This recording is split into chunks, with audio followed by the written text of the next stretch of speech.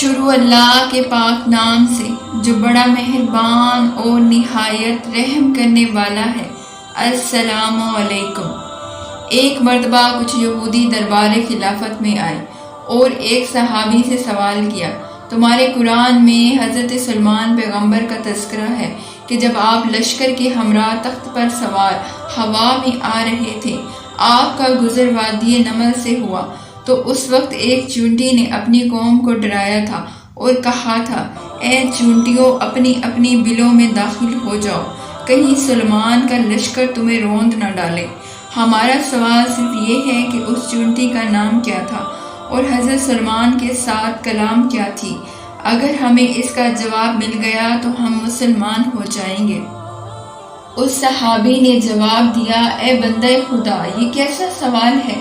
ہم سے نماز روزوں کے مسئلے پوچھو، حلال و حرام کے سوال کرو۔ یہ بھی کوئی مسئلہ ہے کہ اس چونٹی کا کیا نام ہے اور اس کا کلام کیا تھا؟ جب انہیں جواب نہ ملا تو مایوس ہو کر دربار خلافت سے باہر نکلے۔ اتفاق سے جناب ابو ذر سے ملاقات ہوئی۔ انہوں نے کہا، مجھے تم کوئی مسافر معلوم ہوتے ہو۔ کہنے لگے، ہم دور دراز کا سفر کر کے آئے ہیں، اسلام کی بڑی تعریف سنی تھی، دربار خلافت میں آئے، کچھ سوال کیے، مگر بجائے جواب دینے کے وہ ہمارا مذاق اڑانے لگے اور کہنے لگے، یہ کوئی سوال ہے؟ جناب ابو ذر نے کہا، اگر سوالوں کے جواب چاہتے ہو تو میرے ساتھ آؤ، میں تمہیں حقیقی جانشین پیغمبر کے پاس لے چلوں۔ وہ انہیں ساتھ لے کر حضرت علی ابن ابی طالب علیہ السلام کے دروازے پر آئے۔ دروازہ کھٹکھٹایا، حضرت امیر المومنین باہر تشریف لائے تو ابو ذر نے پورا واقعہ سنایا۔ حضرت امیر المومنین علیہ السلام نے ان یہودیوں سے فرمایا، سوال کرو، کیا پوچھنا چاہتے ہو؟ وہ کہنے لگے، ہمیں اس چونٹی کا نام اور اس نے حضرت سلیمان کے ساتھ جو گفتگو کی تھی اس کے متعلق پوچھنا ہے۔ آپ نے فرمایا، اے بندہ خدا، تمہارا سوال ہی نامکمل ہے، تم مجھ سے سوال کرو، اس کا نام کیا تھا؟ وہ سردار تھی یا رعایا؟ اگر سردار تھی تو اس کی رعایا کتنی تھی؟ حضرت علی علیہ السلام نے فرمایا، جب ہوا نے اس چونٹی کی آواز حضرت سلیمان تک پہنچائی تو آپ وہیں ٹھہر گئے اور حکم دیا کہ اس چونٹی کو میرے پاس لے آؤ، جو حضرت سلیمان کے پاس لائی گئی۔ تو آپ علیہ السلام نے فرمایا، کیا تو نہیں جانتی کہ میں اللہ کا نبی ہوں اور میں کسی پر ظلم نہیں کرتا؟ وہ کہنے لگی، میں جانتی ہوں۔ آپ نے فرمایا، پھر تو نے کیوں اپنی قوم کو ڈرایا ہے؟ وہ کہنے لگی، یا نبی اللہ، مجھے خوف تھا کہ آپ کی شان و شوکت، جاہ و جلال دیکھ کر کہیں وہ اللہ کے ذکر سے غافل نہ ہو جائے۔ پھر وہ کہنے لگی، کیا آپ بڑے ہیں یا آپ کے والد؟ حضرت سلیمان علیہ السلام نے فرمایا، میرے بابا مجھ سے زیادہ عظیم ہیں۔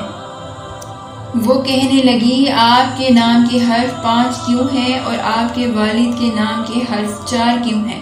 حضرت سلیمان علیہ السلام نے فرمایا، میں اس کی وجہ نہیں جانتا۔ وہ کہنے لگی، اس لیے کہ آپ کے والد اپنے قلب مجروح یعنی زخمی دل کا علاج اللہ کی محبت سے کرتے تھے، اسی وجہ سے ان کا نام داؤد ہوا۔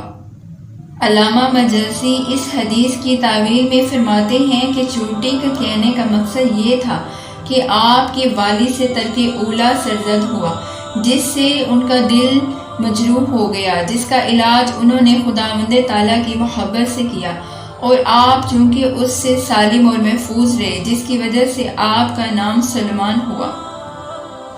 علامہ علی اکبر نے اس حدیث کا ترجمہ فارسی میں کیا ہے اور وہ بیان کرتے ہیں کہ حضرت سلیمان نے چونٹی سے فرمایا، اے چونٹی، میں بڑا بادشاہ ہوں، چرند پرند ہوا جن سب میرے تابع ہیں، تو مجھ سے کچھ مانگ۔ وہ کہنے لگی، ایک محتاج کا دوسرے محتاج سے سوال کرنا شریعت عقل میں ناجائز ہے۔ حضرت سلیمان نے کہا، نہیں، میں کہہ رہا ہوں، مجھ سے کچھ مانگ۔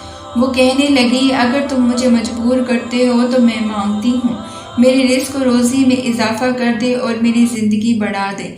آپ نے فرمایا، اے چونٹی، مجھ سے وہ شے مانگ جو میرے اختیار، رزق میں اضافہ اور زندگی بڑھانا میرے اختیار میں نہیں، یہ میرے رب کے اختیار میں ہے۔ حضرت علی علیہ السلام نے فرمایا، اب سنو، اس چونٹی کا نام وہ 40 سردار چونٹیوں کی سردار تھی، اور ہر سردار چونٹی کے ماتحت چونٹیوں کی 40 قطاریں تھیں۔ ہر قطار کی لمبائی مشرق سے مغرب تک تھی۔ یہودیوں نے جب یہ جواب سنے تو فوراً امام کے قدموں میں گر گئے اور کہنے لگے، یا علی، ہمیں کلمہ پڑھائیے اور دین سکھائیے۔ یقیناً آپ کا دین حق پر ہے اور آپ کے نبی برحق ہیں اور آپ ہی ان کے وصی اور جانشین ہیں۔ سلام ہو حضرت علی علیہ السلام پر، سلام ہو اہل بیت علیہ السلام پر۔ اگر آپ کو ہماری ویڈیو پسند آئی ہو تو اسے لائک اور شیئر کر دیجیے گا۔ ہماری مزید ویڈیو دیکھنے کے لیے ہمارے چینل کو سبسکرائب کیجیے گا۔ شکریہ۔ اللہ نگہبان۔